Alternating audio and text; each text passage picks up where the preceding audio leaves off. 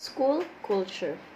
The term school culture generally refers to the beliefs, perceptions, relationships, attitudes, and written and unwritten rules that shape and influence every aspect of how a school functions.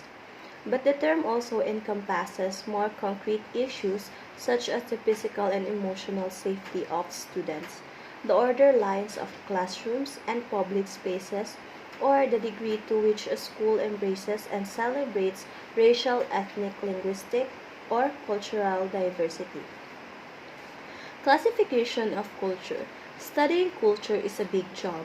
Social scientists, like anthropologists and sociologists, study culture to understand patterns of human behavior.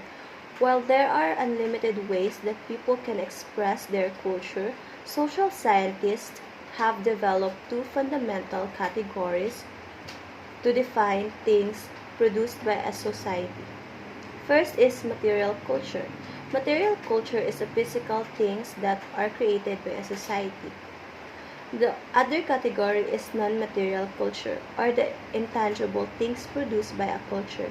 In other words, the parts of culture you cannot touch, feel, taste, or hold. Common examples include social roles, ethnics, beliefs, or even language. What are characteristics of culture? Culture is learned and is not based on instinct. It is handed down from generation to generation. This is reflected in basic needs. For example, what is edible when the right time and place is to sleep? Culture is adaptive. We adapt to our environments with tools, boats, houses, growing different foods in different climates, etc. Culture is symbolic. How people see the world is based on symbols and the meaning behind those symbols. Culture is shared by a group of people in a society and formed through interactions. Culture also shapes the way we think about the world, gender roles, stereotypes, and how we view other cultures. Functions of culture. We will review the function that culture performs and assess whether culture can be a liability for an organization. Culture performs some function within an organization. First, it has a boundary defining role. It creates distinctions between one organization and another. Second, it conveys a sense of identity for organization members. Third, culture facilitates the generation of commitment to something larger than one's individual self-interest. Fourth, it enhances the stability of the social system. Culture is the social glue that helps hold the organization together by providing appropriate standards for what employees should say and do. Finally, culture serves as a sense-making and control mechanism that guides and shapes employees' attitudes and behavior. It is this last function that is of particular interest to us. The role of culture in influencing employee behavior appears to be increasingly important in today's workplace.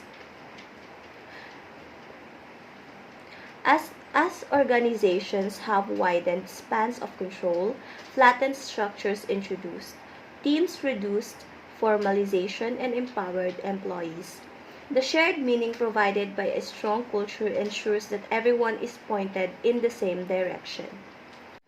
Elements of culture. Culture is transmitted to employees in many ways. The most significant are stories, rituals, material symbols, and language. Society's culture also comprises the shared values, understandings, assumptions, and goals that are learned from earlier generations, imposed by present members of society, and passed on to succeeding generations. There are some elements of culture about which the managers of international operations should be aware of. Languages, norms, symbols, values, attitude, rituals, costumes and manners, material culture, education, physical artifacts, language, jargon, and metaphors, stories, myths, and legends, ceremonies and celebrations, behavioral norms, and shared beliefs and values. Languages. It is a primary means used to transmit information and ideas. Knowledge of local language can help because it permits a clearer understanding of the situation. It provides direct access to local people, understanding of implied meanings. Religion. The spiritual beliefs of a society are often so powerful that they transcend other cultural aspects. Religion affects the habit of people, work and social customs, politics and business. Norms. Cultures differ widely in their norms or standards and expectations for behaving. Norms are often divided into two types, formal norms and informal norms. Norms, also called mores and laws, refer to the standards of behavior considered the most important in any society. Informal norms, also called folkways and customs, refer to standards of behavior that are considered less important but still influence how we behave. Symbols. Every culture is filled with symbols of things that stand off for something else, which often suggest various reactions and emotions. Some symbols are actually types of nonverbal communications, while other symbols are in fact material objects. Values. Values are society's ideas about what is good or bad, right or wrong, such as the widespread belief that stealing is immoral and unfair. Values determine how individuals will probably respond in any given circumstances. Attitude. Attitude is a persistent tendency to feel and behave in a particular way. Actually, it is the external displays of underlying beliefs that people use to signal to other people. Rituals. Rituals are processes or sets of actions that are repeated in specific circumstances and which a specific meaning. They may be used in rites of passage, such as when someone is promoted or retires. They may be associated with company events, such as the release of a new event. They may be also associated with a day like Eid Day. Customs and manners. Customs are common and established practices. Manners are behaviors that are regarded as appropriate in a particular society. These indicate the rules of behavior that enforce ideas of right and wrong. They can be the traditions, rules, written laws, and etc. Material culture. Another cultural element is the artifacts of material objects that constitute a society material culture. It consists of objects that people make, like economic infrastructure, transportation, communication, and energy capabilities, social infrastructure, health, housing, and education systems, financial infrastructure, banking, insurance, and financial services. Education. It influences many aspects of culture. Actually, culture is the entire accumulation of artificial objects, conditions, tools, techniques, ideas, symbol, and behavior patterns peculiar to a group of people possessing a certain consistency of its own and capable of transmission from one generation to another. Physical artifacts. These are the tangible manifestation and key elements of organizational culture. If you visit different organizations, you'll notice that each is unique in terms of its physical layout, use of facilities, centralization or dispersion of common utilities, and so on. This uniqueness is not incidental. Instead, they represent the symbolic expression of an underlying meaning, values, and beliefs shared by people in the organization. The workplace culture greatly affects the performance of an organization. Language, jargons, and metaphors. These elements of organizational culture play an important role in identifying a company's culture. While the language is a meaning of universal communication, most business houses tend to develop their own unique terminologies, phrases, and acronyms. For instance, in the organizational linguistic code, Kremlin may mean the headquarters in God, India Limited. The acronym JIT, just in time, was jokingly used to describe all the badly planned firefighting jobs. Stories, myths, and legends. These are in a way an extension or organizational language. They epitomize the unwritten values and morals of organizational life.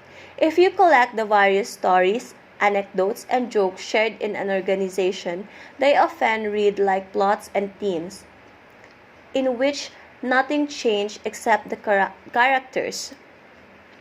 They rationalize the complexity and turbulence of activities and events to allow the predictable action taking. Ceremonies and celebrations.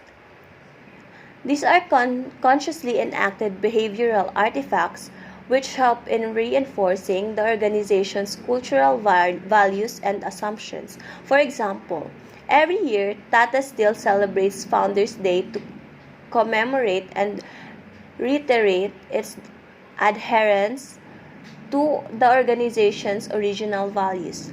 Stating the importance of ceremonies and celebrations, Deal and Kennedy, 1982, says, "Without aggressive events, and culture will die. In the absence of ceremony, important values have no impact." Behavioral norms. This is one of the most important elements of organizational culture.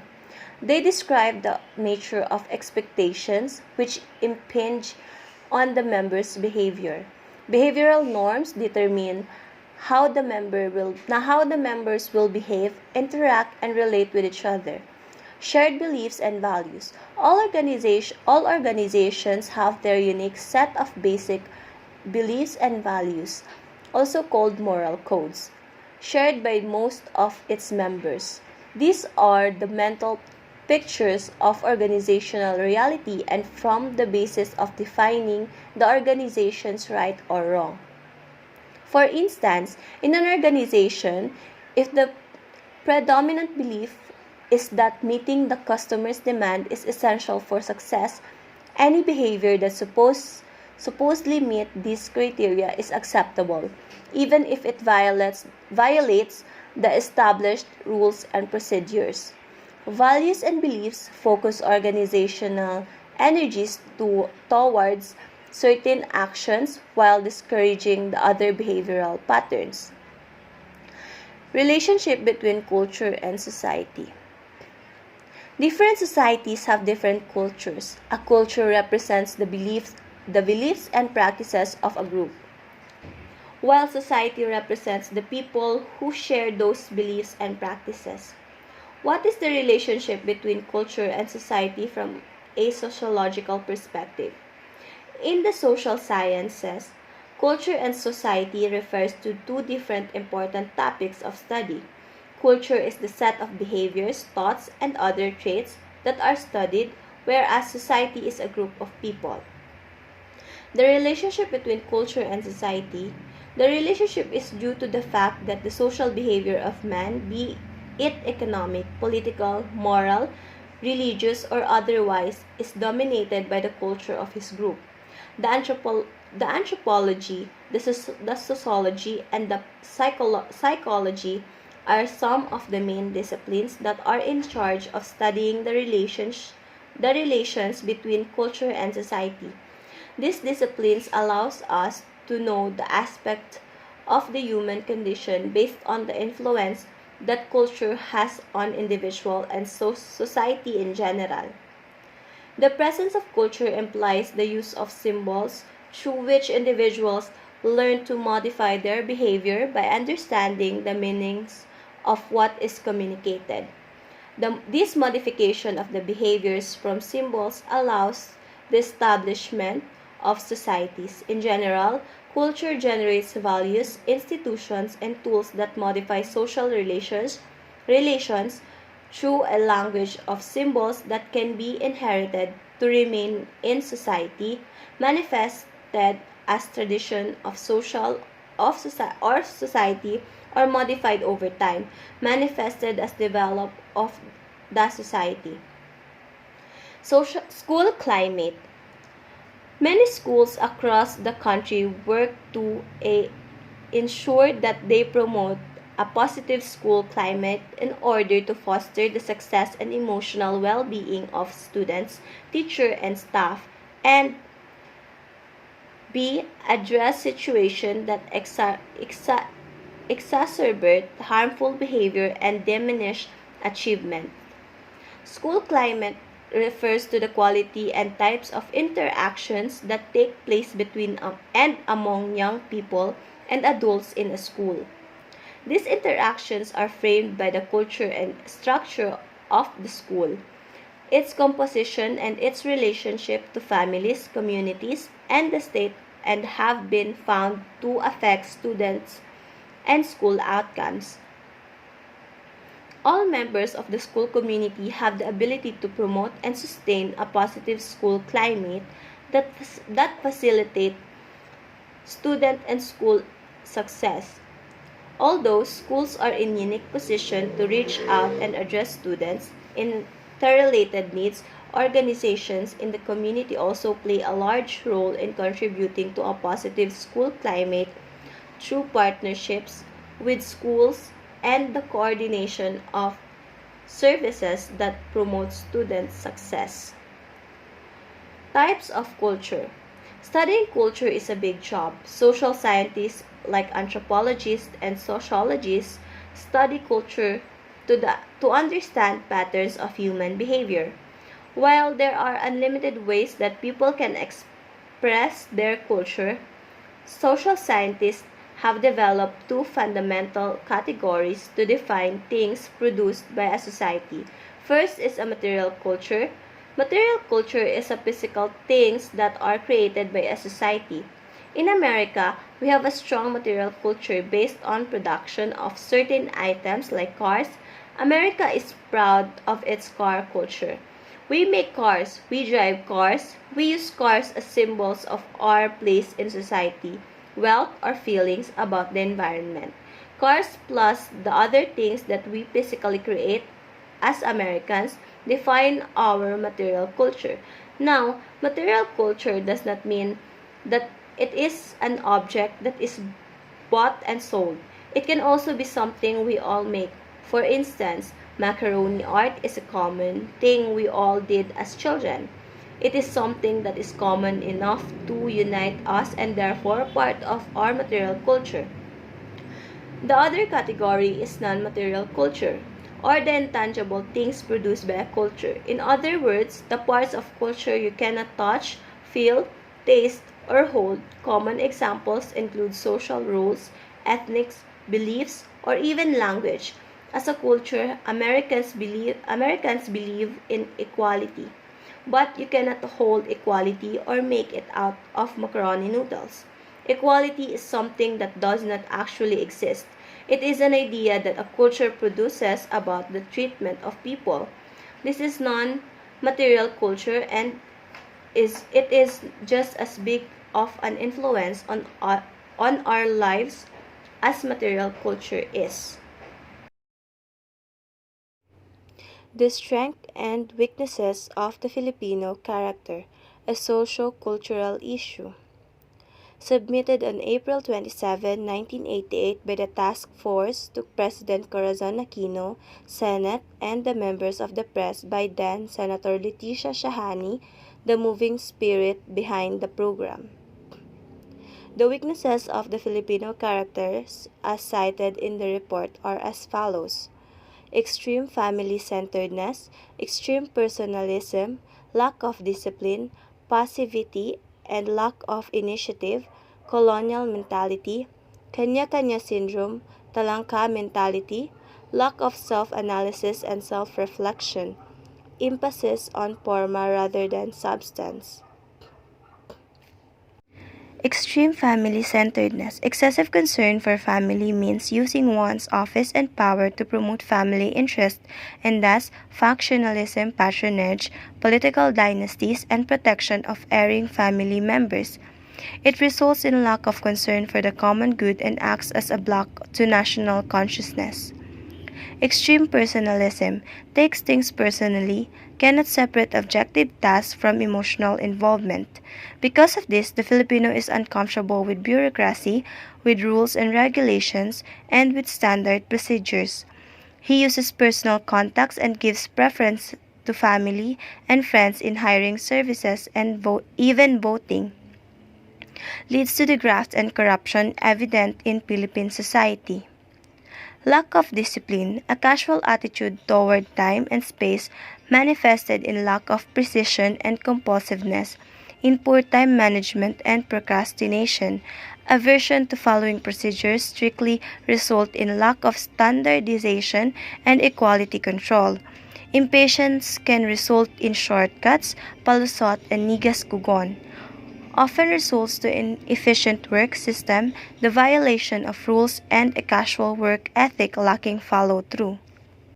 Passivity and lack of initiative, waiting to be told what to do, reliance on others, leaders, and government, complacence, lack of sense of urgency. There is a high tolerance of inefficiency, poor service, and even violations of one's right. Too patient and matiisin, too easily resigned to his fate, the Filipino is easily oppressed and exploited. Colonial mentality, lack of patriotism or of an active awareness, appreciation and love of the Philippines and an actual preference for things foreign. Kanya-kanya syndrome, talangka mentality, done by chismis, intriga, and constructive criticism, it is evident in the personal ambition that is completely insensitive to the common good. Example, the lack of a sense of service among people in the government bureaucracy. This results in dampening of cooperative and community spirit and in the trampling upon others. Lack of self-analysis and self-reflection, the tendency to be superficial and somewhat flighty. In the days of serious personal and social problems, there is lack of analysis or reflection and instead satisfaction with superficial explanations and solutions. Emphasis on forma rather than substance. This lack of analysis and emphasis on form is reinforced by an educational system that is more form than substance.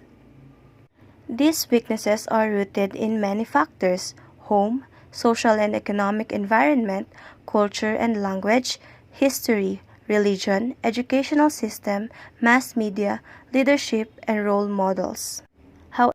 However, change is possible and the following goals are proposed to develop in the Filipinos.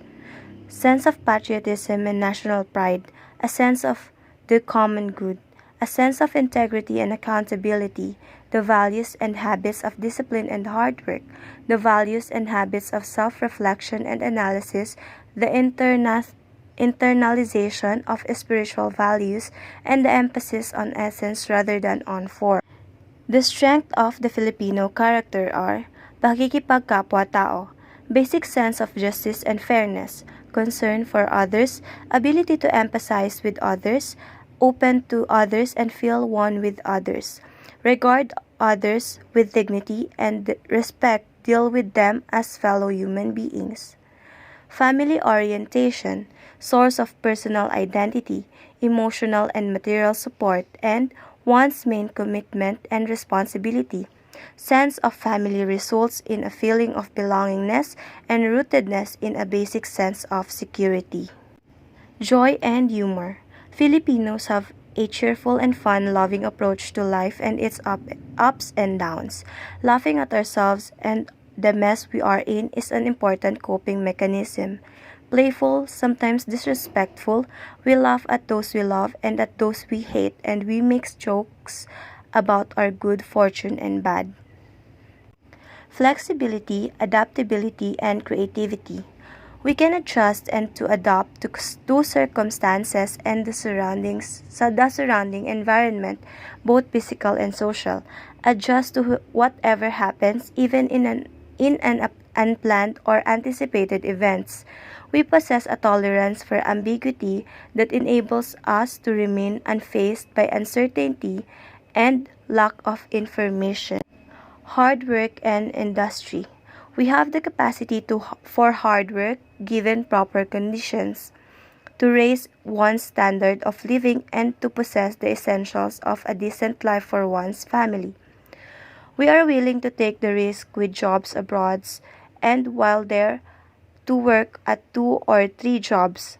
The results are productivity, entrepreneurship, and survival despite poverty. Faith and religiosity. Filipino have deep faith in God. Our innate religiosity enables us to comprehend and genuinely accept reality in the context of God's will and plan. Religious expression is very tangible. Ability to survive. Filipino makes do with what is available in the environment. It is manifested in the millions of Filipinos who barely live through the harshest economic and social circumstances. Many of our strengths as people are also sources of our weaknesses. Family orientation becomes in a group orientation that prevents us from reaching out beyond the family to the larger community and our nation. Personalism. We are warm and caring, but this leads us to lack of objectivity. We are concerned with the people we know, but unfair to people we don't know. Flexibility. We compromise precision and discipline. Joyful and sense of humor. We can take things with humor at all times, for serious problems need serious analysis. Faith in God is our strength, but this makes us dependent on forces outside us. Do nothing that makes us submissive to God's will. Pakikipagkapwa-tao. We can easily empathize, but we can at the same time be envious of others. Hard-working, yet we can be lazy and passive at work. Classroom climate. Classroom climate refers to the prevailing moods, attitudes, standards, and tone that you and your student feel when they are in your classroom. A negative classroom climate can feel hostile, chaotic, and out of control. A positive classroom climate feels safe, respectful, welcoming, and supportive of student learning. Take care of yourself and maintain a positive mindset. Teachers have always known that creating a positive environment is necessary to help students learn and grow. From planning fun activities and writing prompts and promote positivity to teaching students to use positive words when speaking to others. Positivity has become an integral part of classroom fabric. Build positive relationship through communication. As you know, building positive relationship with your students as well as with their parents is integral to creating a productive environment for learning and personal growth. Communicate with both students and parents. Make important information as accessible as possible. Post announcements in the classroom and consider using multiple formats to communicate with students and parents so that vital information isn't missed. Post the same information to online platforms as applicable, and ensure your accessibility by providing your email and phone number with each communication. Interact with your students on a personal level. While you'll want to establish routines and implement classroom management techniques early on, you don't need to rush into the content of your curriculum right away. Take the time to get to know your students as individuals first. The better you understand their interests, strengths, weaknesses, and personal challenges, the more effective you'll be at developing a positive relationship with them that will last the whole year. Teacher helping student. Figure out the best way to interact with each student individually, utilizing humor, technology, or other creative strategies to present information that might otherwise not hold their attention. Have fun with it and help students to get to know each other by using icebreakers or having them exchange letters. One-on-one meetings will help you to show students that you care about them and will build the trust and understanding you'll need to help guide them on their educational journey. These meetings will help to keep students engaged and reinforce your teacher-student bond. Promote class discussion and peer interaction. Hold regular class meetings to check in with all of your students and encourage them to express themselves constructively. Promote positive interaction amongst your students.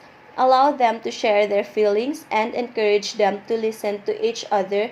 Give compliments, express gratitude, and practice problem solving together. As teachers, we can present topics and help initiate discussions, but then let students guide the conversation. You'll learn a lot about them just by listening. You'll also want to establish groups to help students learn to collaborate and hold regular group meetings.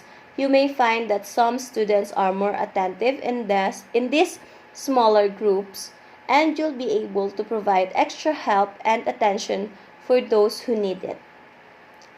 Staying connected with students. Making sure that students can connect with you and each other in whatever ways works best is of utmost importance. You'll want to keep yourself approachable for questions, whether that is during the school day or if your students need to email you to ask questions during the evening. Your students and their parents shouldn't feel intimidated when asking you questions, as you'll have established a helpful environment where no child is left behind beforehand. Come up with projects your students can be excited about.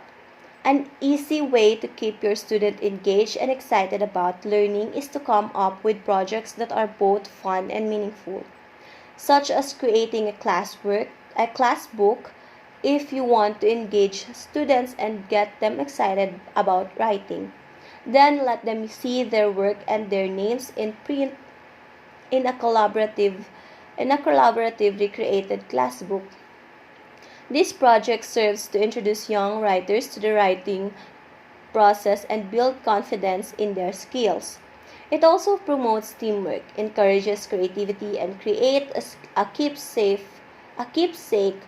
for your class.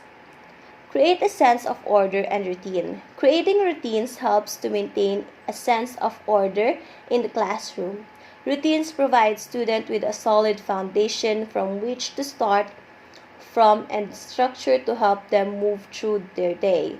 You can create routine for activities through the school day, and even for the transitional times in between.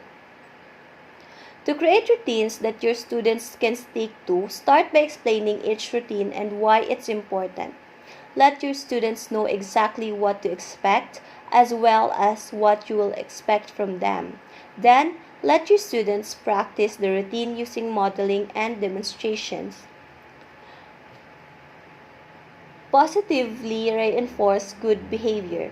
All teachers understand the ongoing challenge of managing behavior and keeping students on task in class.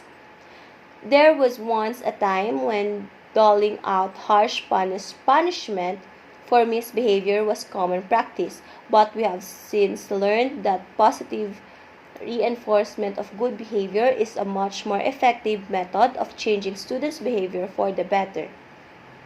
Rather than focusing on what your students are doing wrong and reprimanding them, a form of negative reinforcement that can inadvertently promote acting out. Praise your students for what they are doing right. If you see students misbehaving, otherwise taking incorrect actions, make a point to take the students you see taking the correct actions, saying thank you for listening, Thank you for following my instructions, and thank you for participating will positively reinforce those behaviors. Take care of yourself and maintain a positive mindset. Do what you can to take care of yourself, both mentally and physically, and practice thinking positively. Your state of mind will most certainly have an effect on the kind of learning environment you are trying to create for your students. If you don't properly take care of yourself, you won't be able to help your students as effectively either. Practicing additional self-care on your off time will also be of great benefit to both you and your student. Seek out strategies that will help you distress and unwind, such as practicing deep breathing, meditation, body scans, muscles relaxation, and stretching. School culture generally refers to the beliefs, perception, relationships, attitudes, and written and unwritten rules that shape and influence every aspect of how a school functions. But the term also encompasses more concrete issues such as the physical and emotional safety of students, the order lines of classroom and public spaces, or the degree to which a school embraces and celebrates racial, ethnic, linguistics, and cultural diversity.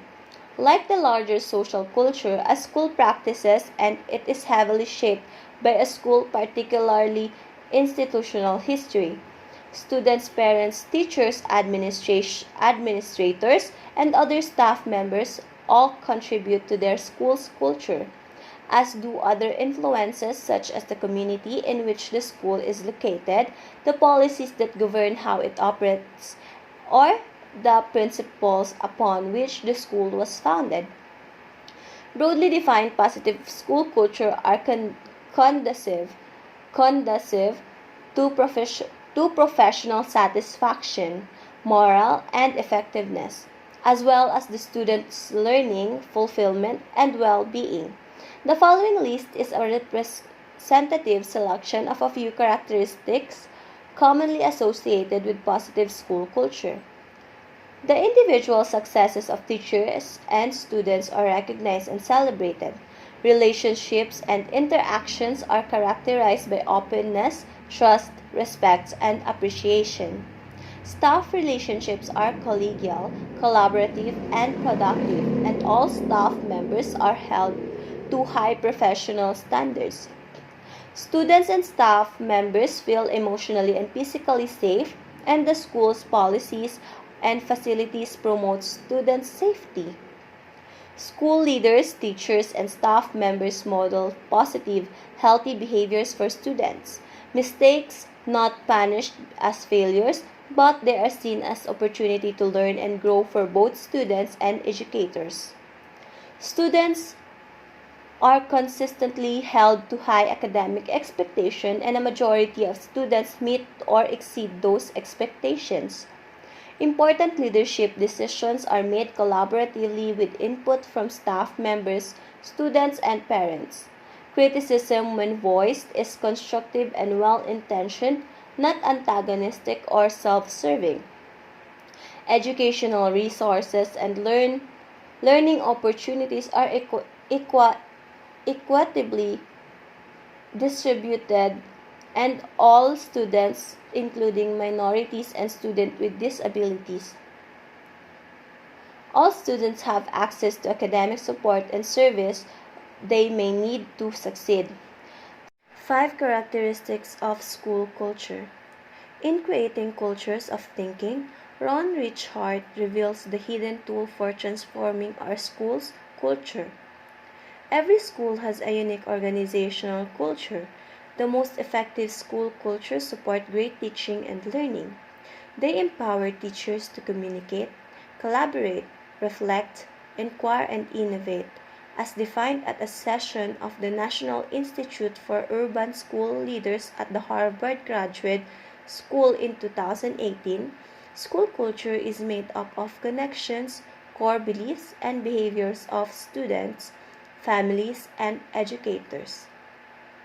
It is crucial that we encourage current and future teachers to become stewards of and true advocates for effective school cultures. School directly impacts the success of students and staff. It embodies the relationships that we create with one another. Great cultures encourage active participation. You must shape it, and we all have a role to play. Here are 5 characteristics of an effective, healthy school culture. 1. Attention to culture is everywhere.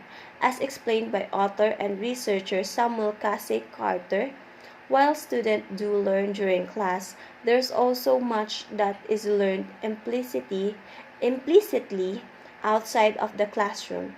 During a school day, a collaborative school where the mission is reflected in each interaction will take this into account.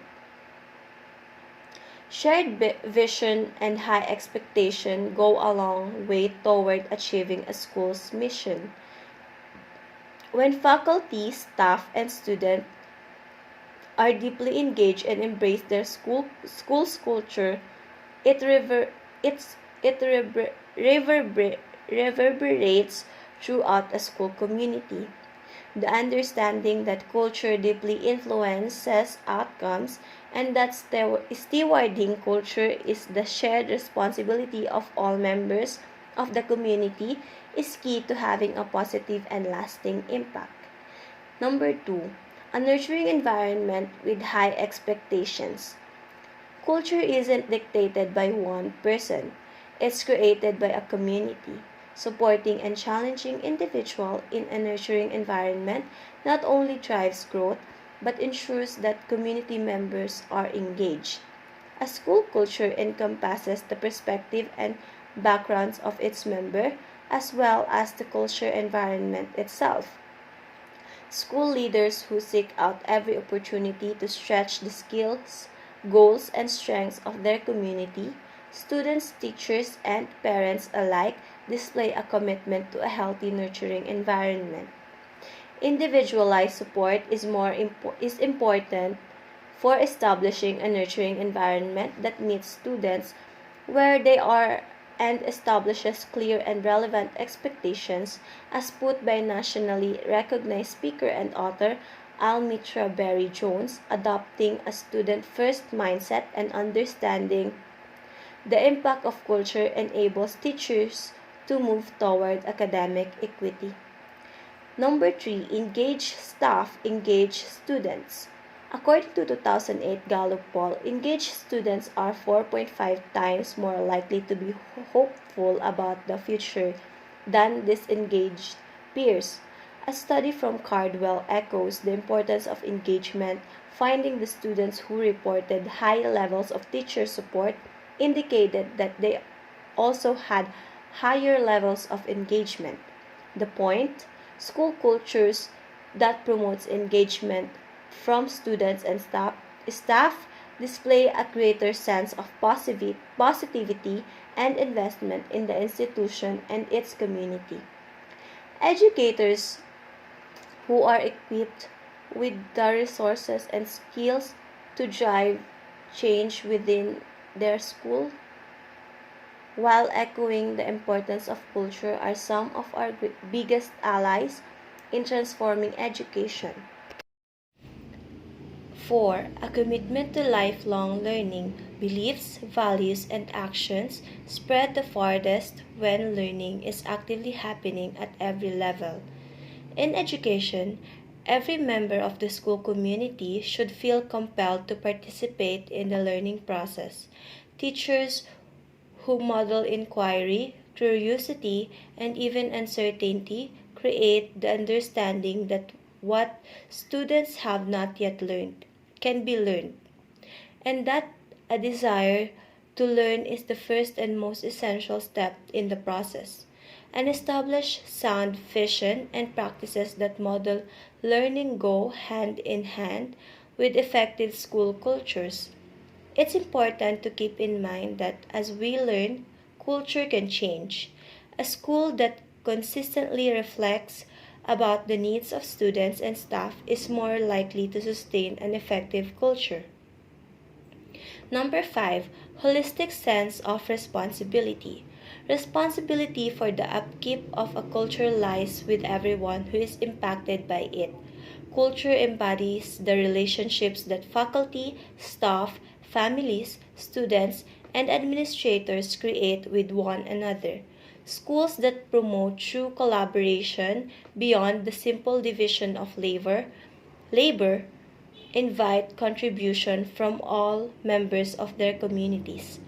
When this happens, the responsibility for institutional success is equally shared and attended to. 4 positive classroom rules that improve students' behavior.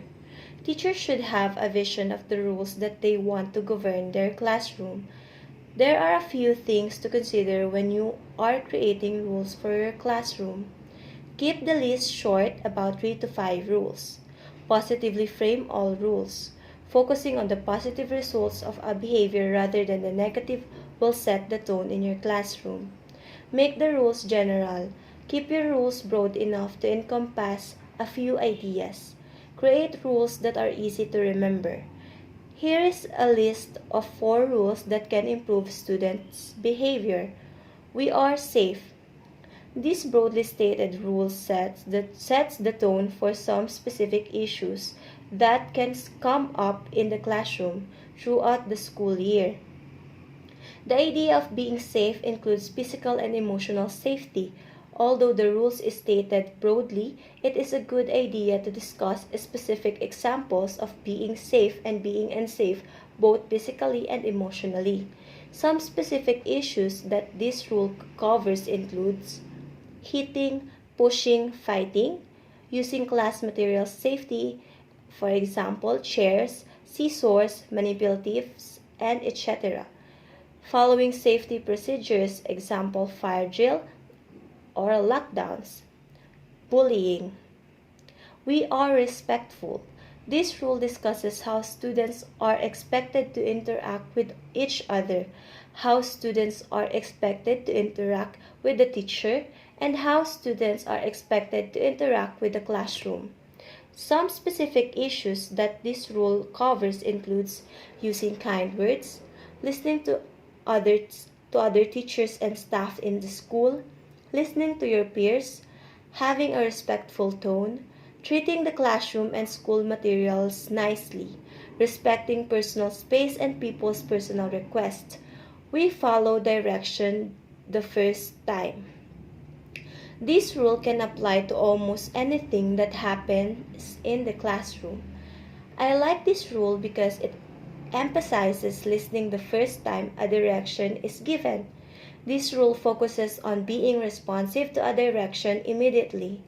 It is very useful when you are establishing routines and expectations and when giving directions for classrooms, assignments, and activities. Some specific issues that this rule covers include directions for any assignment or activity during class, safety procedures, class routines and transitions. We work hard and try our best. This rule addresses students' work and work ethic on assignment or any challenges, behavioral or academic, that the students might be having. Some specific issues that this rule covers includes preparedness, effort on classwork and homework, work completion, organization, self-management of behavior, or self-reflection of action. Here are some examples of classroom rules. Listen carefully, follow directions, do not disturb others, be kind with your words and actions, come to school on time, be polite and helpful. To establish classroom rules, consider role-playing rules. Give students a chance to act out examples and non-examples of each class rule. It is a fun activity and concrete way to review rules at the start of the school year.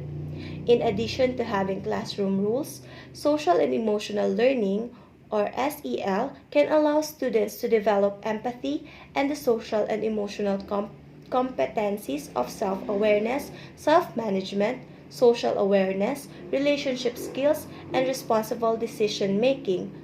With positive class rules and CEL, teachers can improve students' behavior.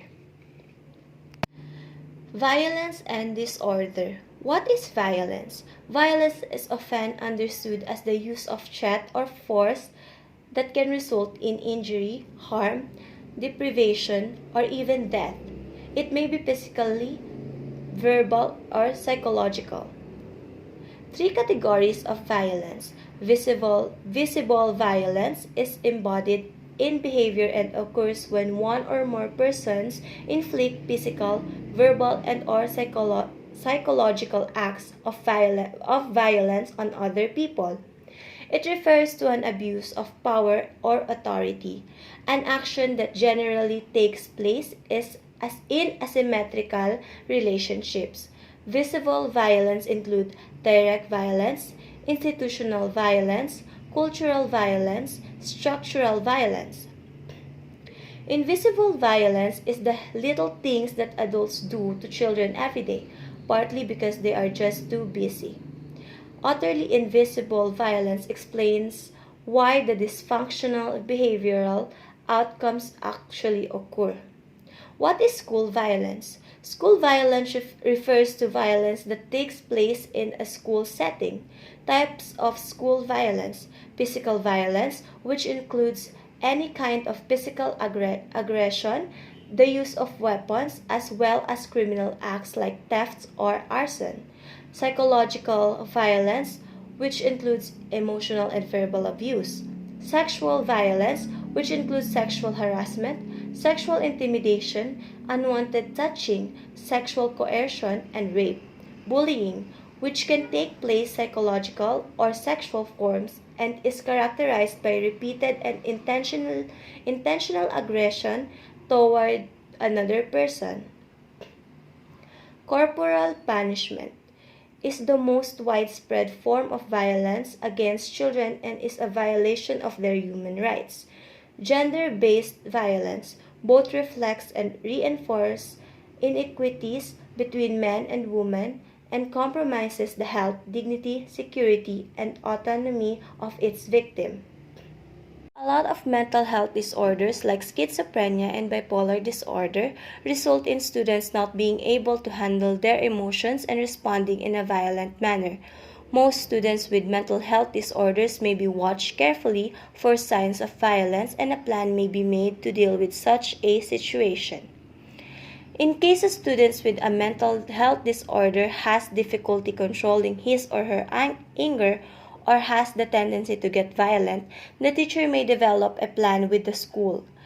The agreed upon plan would vary with every individual and may include allowing the child to cool down outside the classroom, having them go to a predetermined location, medication, or etc. If a child is showing unreasonable anger or paranoid thoughts towards anyone in the classroom, special precautions may need to be taken to ensure that the student does not have access to any potential harmful instruments like a knife or scissor. The child may also be asked to leave his bag in a locker outside the class so that they are not able to bring such instrument into the classroom. Other possible precautions may be to leave the door to the hallway open or the installation of an emergency alert alarm. If the child clashes with a particular student or teacher, is disruption the class on a regular basis or the student has some paranoid delusion related to the teacher or another student, a transfer in classes may be a sound solution. If a student is out of control and threatened to get violent, the teacher may use the following responses. Remain calm and stay in control. Most students with mental health disorders who display violence or anger in the classroom are confused and unsure about what they are doing. Negotiate and maybe allow the students to discuss the issue outside the classroom in order to keep the other students safe. Offer the student something that they like in order to bribe the student out of their behavior. Avoid threatening the students as they may create additional stress or fear. Avoid disputing their irrational thoughts in the middle of potentially potentially violent situation. How to make your classroom a safe haven for your students. The truth is, despite our vigilance, we don't know what happens when our students leave our classroom. We don't know of the hurt, the fear, and the sadness some wear slung over their shoulders like a heavy backpack. They put on a good face, these heroic students, and bury their secrets well. And although we can't always know the challenges they face, we can make sure our classroom is a welcome shelter for the storm. We can make sure our classroom is a place where our students can exhale and know they're loved, wholly protected, and free to learn and enjoy school without looking over their shoulder. We can make our classroom a safe haven. Here's how. Rely on schedules, routines, and procedures. Knowing what is expected of them during every moment of the school day is a great comfort to students. It allows them to let down their guard and get lost in the steady pace and flow of a well-run classroom. As much as possible, follow the same daily schedule and rely on well-thought routines and procedure. Maintain a clean, organized classroom. An attractive room environment speaks volumes to your student about how you value respect, work habits, and expected behavior. When they enter your classroom, they should feel as they are walking into a world that makes sense, in stark contrast to the choppy, churning waters many navigate during their daily lives. Be the same teacher yesterday, today, and tomorrow. Inconsistency in word, behavior, or action is confusing to students and will deeply affect their trust in you. It causes resentment, low motivation, and misbehavior.